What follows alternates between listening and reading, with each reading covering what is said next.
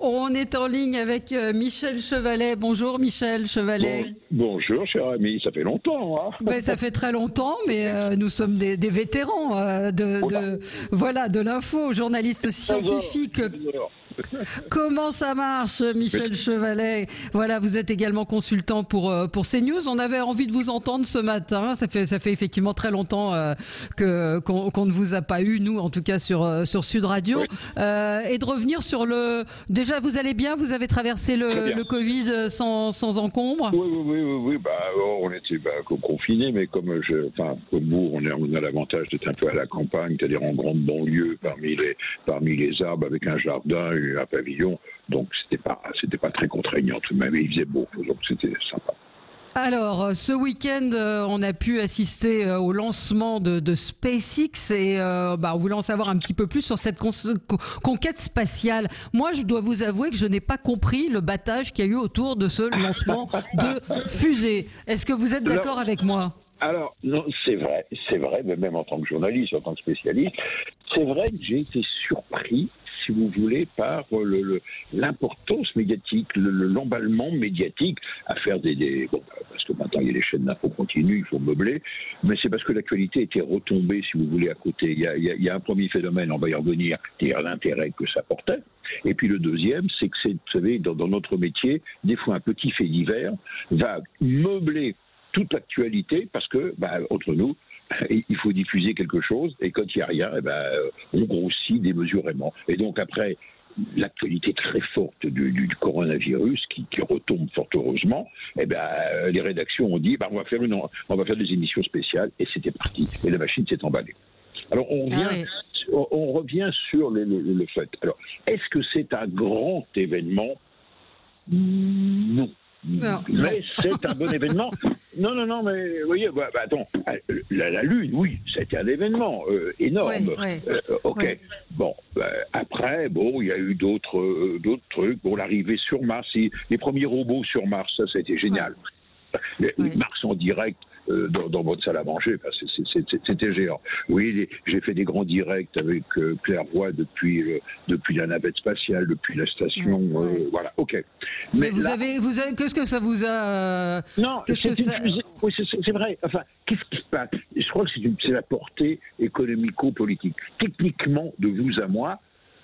La fusée, elle fonctionne depuis près de 10 ans maintenant. Et c'est une très bonne fusée qui a l'avantage d'être beaucoup moins chère, disons 2 fois moins chère qu'Ariane, pour vous situer les choses. Voilà. Et donc ça, c'était le pari d'Elon Musk. Il fait du low cost. OK. Et elle marche très bien. Il a fait une cabine spatiale parce qu'il y avait un appel d'offres. Il a répondu à un appel d'offres. Bon, ça, tout de même, il a touché 3 milliards pour faire ça. Et il a fait une cabine. Par rapport à Apollo, tout de même, Apollo, elle a été conçue dans les années 65-70. Donc, vous voyez, il y a eu progrès technologique, donc elle est beaucoup plus belle, beaucoup plus confortable, plus facilement pilotable, etc. Voilà, ok. Ça, c'est le progrès logique, normal. Et ils ont desservi la station spatiale, mais cette Dragon, c'est dérivé d'un véhicule qui transporte des marchandises. Et donc, c'est la routine des rendez-vous automatiques. Ça marche très bien et du côté des Russes, vous voyez. Donc, j'essaie de vous situer. Il n'y avait pas d'enjeu particulier. Je veux dire, cette station où ils se sont rendus. Sauf que c'est la première fois que c'était il y avait des humains déjà.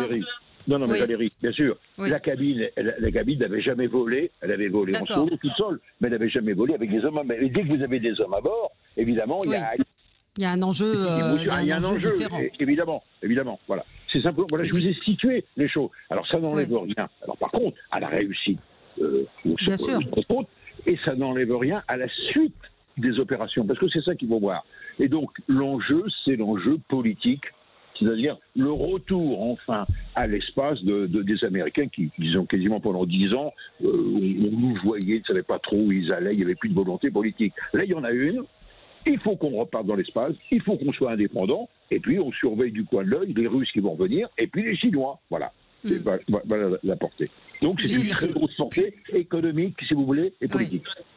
Et puis surtout, on privatise un peu le ciel. Jusqu'ici, il n'y avait que les nations qu'on voyait. Là, c'est un opérateur privé qui s'octroie l'espace. Mais vous avez raison. Avant, c'était le fait des États. Parce qu'il y avait, il fallait avoir un moment d'argent. Et puis surtout, il y avait une volonté politique, c'était la guerre de l'espace. Hein, Et donc, et arrive maintenant la grosse NASA qui 40 000 personnes, elle était, j'oserais dire, un peu fossilisée. Donc, en un mot, on parle vulgairement, elle roupillait, elle dormait sur ses succès. Eh bien, il a fallu le privé, l'ouverture au privé, parce qu'il y avait des gens qui ont des milliards. Parce que c'est ça, il y a des gens qui ont des milliards et qui voient l'intérêt, si vous voulez, pour eux, de rafler des contrats, mais qui voient aussi l'intérêt, les actions d'Elon Musk, parce qu'il fait de l'espace, et donc ça lui coûte très cher, fait monter ses actions.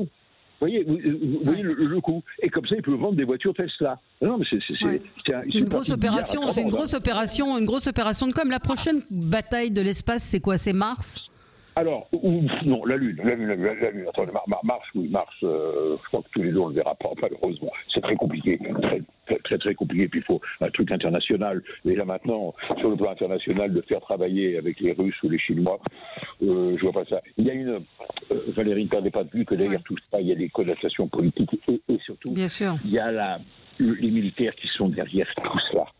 Parce qu'on assiste actuellement à une remilitarisation de l'espace du côté des Russes, du côté des Chinois. Et l'Amérique ne pouvait pas être en reste. Hein. Notamment, vous verrez, il y a des missiles hypersoniques qui sont en train de se développer, c'est-à-dire quasiment indétectables au radar. Oui. Donc voilà, il faut entretenir un savoir-faire, il faut entretenir une industrie, et donc des opérations spatiales. Comment on va? Bon, on va aller autour de la Lune, c'est sûr. Maintenant, on a la cabine, on a la fusée. On va se poser sur la Lune, on ne sait pas trop ce qu'on va y faire. On voit pas, moi, je vois pas trop l'intérêt scientifique. Les robots font bien leur boulot, mais enfin, c'est un vecteur, ça fait tourner l'industrie, ça entretient un savoir-faire. Juste une petite parenthèse, Valérie, on n'est pas des débutants. Pourquoi y a-t-il des combats un peu larvés partout sur la planète? Pour affirmer son pouvoir politique. Mais également, ça permet d'entraîner en permanence les armées, non plus avec des joysticks et des Game Boy, mais dans la réalité, et ça permet de faire tourner une industrie et un savoir-faire. Moi, je voulais savoir. Vous aller sur la Lune vous m'avez pris de vitesse. Moi, j'irai tout de suite. Non.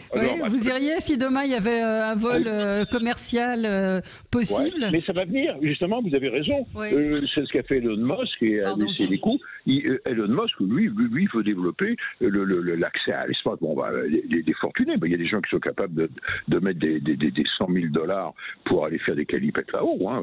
Mais moi, j'irais. Je l'ai mis dans mon livre, j'ai failli être sélectionné. C'est le président François Mitterrand qui, un jour, ou une réunion, je faisais un direct avec Michel Tonini. Et puis Mitterrand était très fatigué, c'était à l'Élysée, et il avait du temps de parole, et puis moi j'étais là pour TF1, et puis à la fin il se lève au bout de 5 minutes alors qu'il avait 10 minutes d'antenne, il vient vers moi, puis il me dit prenez ma place, monsieur Chevalet. Monsieur le président, non, pas votre fauteuil. Mais si, mais prenez ma place, asseyez-vous, vous le connaissez? Je le connais bien, Michel Tonini, c'est un ami. Bon, allez-y. Et donc je fais mon direct, je reviens vers lui, il y avait Hubert Curien, ministre de la Recherche, Dallès, le patron du CNED, et Mitterrand dit, monsieur le ministre, ils sont très révérencieux, très officiels, est-ce que notre jeune ami pourrait aller dans l'espace? Alors Hubert Curien dit oui, bon, je pense, etc. Bon, ça nous coûtera combien? 80 millions de $. Bon, faites le nécessaire, monsieur le ministre. Boum. Ah ouais. Boum. Et alors? Mais oui, mais 3 mois après, le président renonçait, voilà. Et donc je suis resté au sol et je vous ai fait économiser 80 millions de $. C'est pas mal. C'est trop tard maintenant. On a reçu la semaine dernière Evelyne Delia et je suis tombé sur un extrait de la maison de TF1 où vous lui expliquiez que dans les maisons, une hotte pour la cuisine allait arriver dans les maisons. Dans tout ce que vous avez vu dans toute votre carrière, quelle est l'invention qui vous a le plus bluffé? Bon, j'imagine que c'est pas la hotte de la cuisine, mais quelle invention a été géniale? Non, mais entre nous, juste revenons en arrière, vous avez raison, la maison de TF1, avec Nicolas le Jardinier et autres, bricolage, l'idée médiatique était excellente. Bon, maintenant, ça a donné l'émission pour la 5, qui est très bonne. Mais, voilà. Mais qu'est-ce qui m'a le plus bluffé dans toute ma carrière? J'en ai vu passer. Qu'est-ce qui a le plus bouleversé nos vies? Qu'est-ce qui a le plus? Est-ce que c'est pas Internet?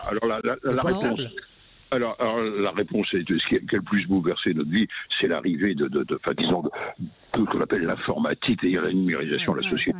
Bien sûr. Et ce qui a le plus bouleversé nos sociétés, moi je dirais, c'est l'invention du feu, historiquement. Oui, sans le feu, etc., on n'aura pas pu faire les industries, etc. Et puis ça a été l'électricité. le pétrole Oui. et l'électricité. Ouais. Et qu'est-ce que vous faites de vos journées? Vous lisez, vous continuez à vous intéresser, à chercher pourquoi ça marche, comment ça marche? Vous avez raison. Ah ben moi je reste toujours très très très actif parce que j'ai la santé pour ça et puis parce que ça me stimule mon cerveau. Donc alors je résume, j'ai été récupéré après TF1, j'ai été récupéré, j'ai travaillé, je fais des magazines sur la 5, j'ai fait des livres.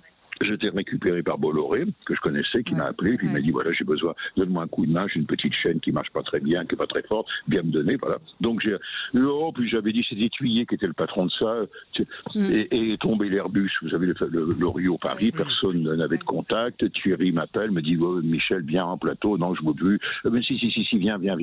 Bon. Et puis on a tenu, au lieu de tenir l'antenne 10 minutes, vous savez ce que c'est que l'info continue, c'était toute la journée. Et Thierry me dit, bon bah t'as démarré maintenant, tu restes avec moi jusqu'à temps qu'on retrouve l'avion. Bon, ça a mis 2 ans. Et j'ai repiqué à l'info, c'est excitant, c'est grisant, ça vous oblige à bosser, à réfléchir. Donc je suis le consultant de Peigno, ça fait de grand plaisir, c'est sympa.